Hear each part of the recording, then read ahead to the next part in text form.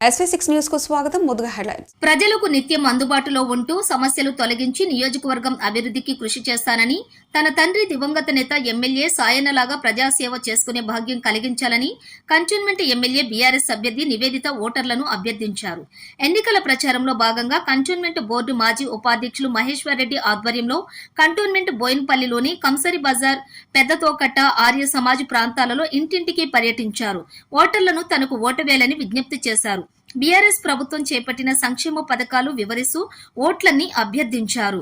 ఈ కార్యక్రమంలోని బండి రమేష్, మహిళా అధ్యక్షురాలు పద్మ, అంబిక, సబిత, జయ, భాగ్యమ్మ, సౌజన్య, బాలరాజు, బంగారాజు, తామోస్, రాజు, చందుతో పాటు మహిళా అధికారులు కూడా అధికంగా పాల్గొన్నారు.